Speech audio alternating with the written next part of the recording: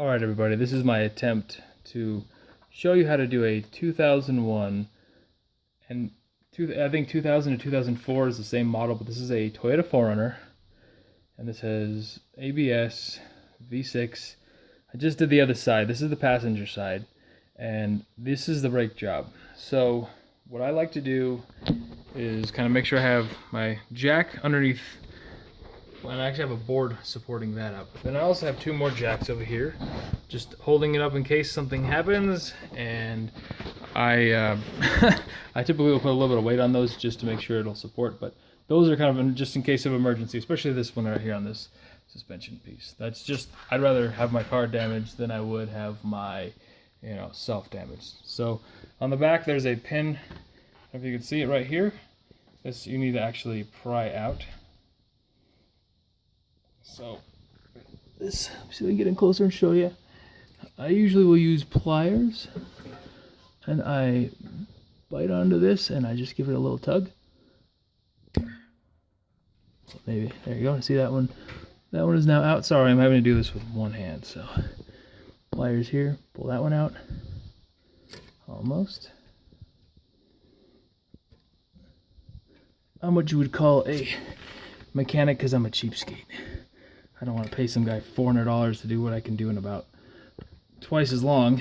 I'm not that cool. All right, so I got this guy out. Now what I like to do is take him immediately, go right to the ground, and put him there. That way when I go back to put him, I know how he actually went in, okay? Cool, so now you've got this thing right here. Oh, sorry, man. My camera ring sucks, apologize. So this is like a spring. That pin that we just took out, there's these little rods right here, have the little circles in them, and they come out the other side right here. All you're gonna do is go on this side, the inside of the caliper here. You can see, can you? There we go.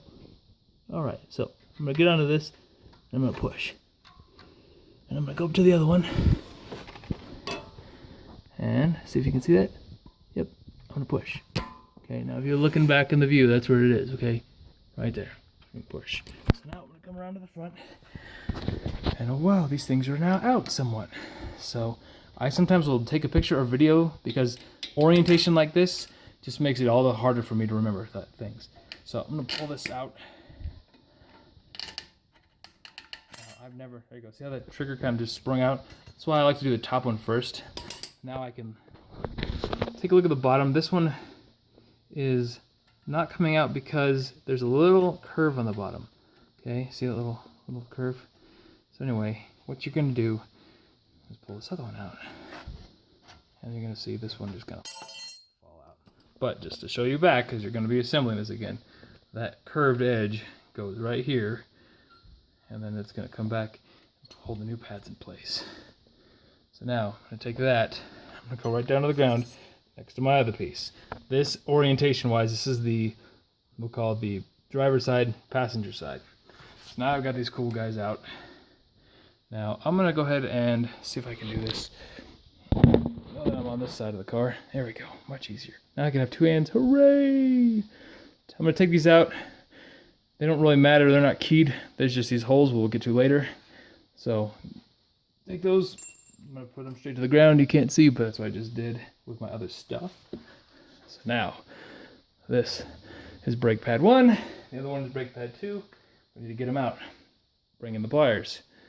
Just bite in here, just gonna pull straight back. And then these are kind of annoying, so then there's a hole in the bottom, I'll just kind of pry them out like this. You can rock them back and forth if you want. If you don't know anything about brakes, that part that just fell off, this is a 4-piston brakes. There's 2 pistons, that's why there's these grooves right here. Okay, and that's inside. These are the pistons 1 and 2. Those push this side against this surface right here, which is our rotor. And if we look at these, that is pretty worn. See this little indicator right here? This is what whenever you're driving. Yeah, that's because it's trying to tell you, hey bro, you keep going and you're gonna get down to metal, which is gonna screw your rotors all up. So what I do here is I get my other brake pads and I mate them. I make sure this is the exact same one at this point, because otherwise I'm gonna have to stick these back in, drive back to the store. So this appears, these holes are correct, everything else is good. So this is gonna be my passenger side. So I'm gonna take both of these, I'm gonna bring them down to the ground, I'm just gonna lay them next to each other. So that way I know, and they're gonna be on my passenger side of the pile. I'll move my pile in a second. Now we gotta get this other one out. So I'm gonna take my pliers again, just kind of using, and just pry it out. This isn't, my other ones are a lot harder actually. So this pad looks still worn. These I think are the other wear bars right here. And this was squeaking, so I think it was the other one. I think I caught these just in time. There's some theory about doing your rotors and having them turned all the time, every time you do your brakes. Me, I don't think it's necessary, but don't do it and then, or don't not do it and then have a problem. So the way I suggest is I'm gonna put that one down. I'm gonna make sure, before I get distracted, I'm gonna mate these two, make sure they look about the same, the holes line up, the little wear guards are. Now look at the thickness of the difference between the two. You can clearly see this one is a lot thicker. I'm gonna take him and I'm gonna set him down. One thing I do like about these Toyotas is they are a lot easier in the sense of you can't really get this wrong because of those pins that hold it in. So passenger side is right here and driver side is right there. So now the trickiest part of this whole mess is getting